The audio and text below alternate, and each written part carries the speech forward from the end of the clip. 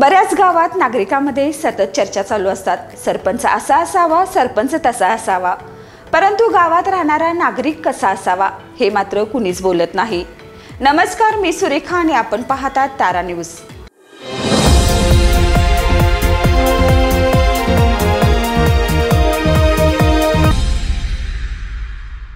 बहुतांशी गावात नागरिक रस्त्यावर गुरेढोरे शेळ्या बांधतात. रस्त्याच्या कडेला अगदी चिटकून खतासाठी उकिरडे करून शेण कचरा टाकतात.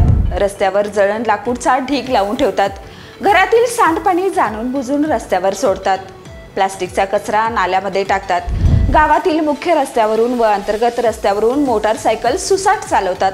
चारचाकी वाहने रस्त्यावर लावतात, जेणेकरून लोकांना रस्त्यावरून ये-जा करण्यासाठी अडथळा निर्माण होतो. ही खरी आपल्या गावची शोकांतिका आहे. नदी स्वच्छ ठेवणे, आपले गाव चांगले ठेवणे हे सरपंचाच्या हाती नसून ते आपल्या हाती आहे. कोणताही सरपंच करा, तो तुमच्या घरासमोरील साफसफाई स्वतः करून देणार नाही. सरपंच हा धार्मिक स्थळासाठी निधी आणून इमारत उभी करू शकतो, परंतु त्या परिसरातील रस्त्यावर गुरेढोरे बांधणे, रस्त्याकडेला उकिरडा काढून घरातील सर्व कचरा रस्त्याकडेला टाकून होणारी वाईट परिस्थिती टाळू शकत नाही. कारण त्यांना तुमच्याशी वाईटपणा राजकारण सोडायचं नसतं. आपण जर असेच वागत राहिलो तर साक्षात इंद्रदेव जरी सरपंच केला तरी गावचा खरा विकास होणार नाही.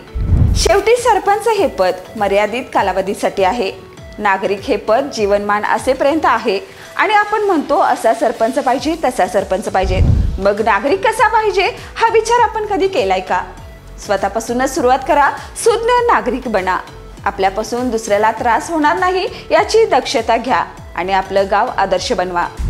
ज्येष्ठ लोकांचं सहकार्य घ्या. वादविवाद टाळा. ज्यांना त्या विषयाचं ज्ञान आहे त्यांनी स्वतःहून पुढे या. गावाच्या विकासाची कामे करण्यासाठी सहकार्य करा. गावाच्या विकासाच्या दृष्टीने माहिती असणाऱ्या किंवा सुचणाऱ्या नवनवीन कल्पना ग्रामपंचायतीत सांगा. ग्रामपंचायत सुद्धा तुम्हाला मान सन्मान देईल. प्रथमदर्शनी गावच्या हिताचा असेल तर त्यास प्राधान्य देईल. पदाधिकारी बदलून समस्या सुटत नाहीत, तर ती गावाने एकत्र येऊन सुटत असते. परंतु आता प्रत्येक माणूस अभिमानी झालाय. कुणी कोणासोबत बोलायला तयार नाही. चांगल्या विचाराची देवाणघेवाण नाही. प्रत्येकाला वाटतं मला कोणाची गरज नाही. प्रत्येकाला प्रत्येक माणूस वाईट वाटतो. तर मग चांगले कोण? एकदा हा प्रश्न स्वतः डोके शांत ठेवून डोळे झाकून आत्मपरीक्षण केलं पाहिजे. अर्थातच स्वतःला बदला, जग आपोआप बदलेल.